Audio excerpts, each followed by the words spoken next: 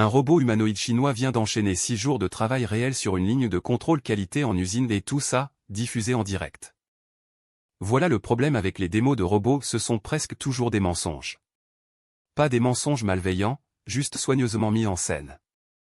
Éclairage parfait, objet disposé à l'avance, un technicien dans l'ombre prêt à appuyer sur pause. Alors qu'en Ziyuan Robotics, la start-up shanghaïenne de robots humanoïdes connue aussi sous le nom d'Agibo, a annoncé qu'elle allait diffuser en direct son robot sur une ligne de production active pendant 6 jours consécutifs, mon premier réflexe a été le scepticisme. J'en ai trop vu, des compilations de highlights.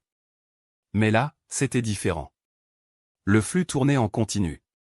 De vrais ouvriers autour de la machine. Un vrai rythme de production. De vraies tâches de contrôle qualité, vérification des composants, détection de défauts, suivi de la cadence déjà imposée par les travailleurs humains. Pas de coupe, pas de remise à zéro entre les prises. À mon avis, c'est le test de résistance publique le plus honnête qu'une entreprise de robots humanoïdes ait jamais tenté. Boston Dynamics fait des saltos arrière depuis des années, mais je n'ai toujours pas vu Atlas contrôler le couple de serrage d'une pièce sur une ligne d'assemblage en mouvement pendant 144 heures. Soyons précis sur ce que faisait réellement le robot de Ziyuan, parce que le mot « déploiement » est utilisé à toutes les sauces. Ce n'était pas un robot qui va chercher des cartons dans un entrepôt, ce que Figure AI vient justement de diffuser en direct avec leur propre robot faisant du tri de colis, preuve qu'une vraie course est en train de se jouer. Le robot de Ziyuan était intégré à un poste de contrôle qualité sur ce qui ressemble à une ligne de composants électroniques ou de véhicules à nouvelle énergie.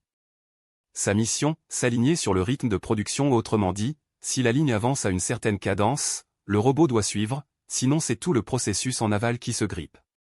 C'est une pression d'un tout autre ordre qu'une démo.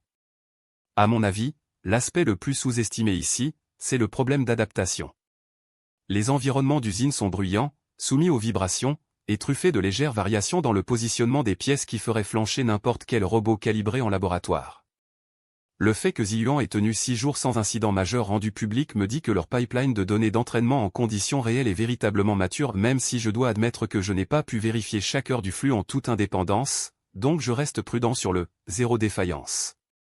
Soyons honnêtes, il y a un an, je pensais que le programme Optimus de Tesla serait le premier à revendiquer crédiblement un déploiement industriel durable.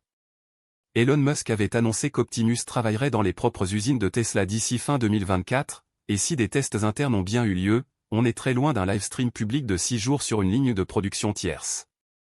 Cette prédiction de ma part a mal vieilli.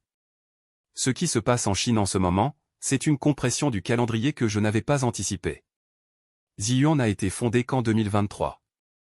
Ils ont levé des capitaux sérieux, ils livrent du matériel à grande échelle, et ils déploient déjà des robots sur des lignes actives alors que la plupart des concurrents occidentaux n'ont pas encore quitté la salle de démo.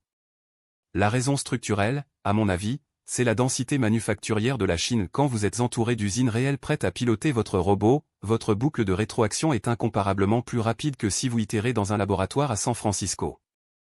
L'Occident dispose d'une meilleure recherche fondamentale en IA dans bien des domaines, mais la Chine possède l'accès au terrain industriel qui transforme la recherche en déploiement. C'est là que se trouve le vrai sujet. Alors, où est-ce que tout ça nous mène?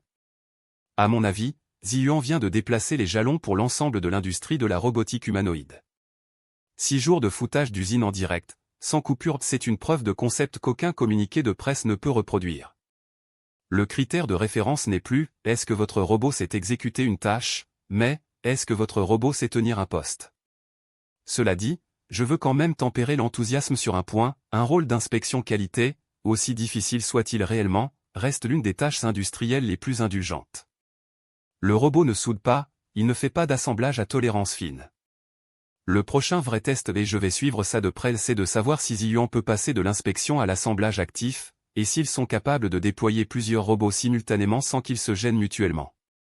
C'est là que se trouve le vrai mur, selon moi. Pour l'instant, en tout cas, si vous êtes un investisseur ou un ingénieur occidental dans la robotique et que vous continuez à traiter les entreprises chinoises d'humanoïdes comme des acteurs de seconde zone, il est temps de recalibrer votre jugement. Le plancher d'usine, c'est l'arène qui compte, et Ziyuan vient de passer 6 jours à prouver qu'ils y ont leur place. Laissez un commentaire, vous pensez que le Tesla Optimus peut atteindre ce niveau de déploiement soutenu d'ici fin 2025?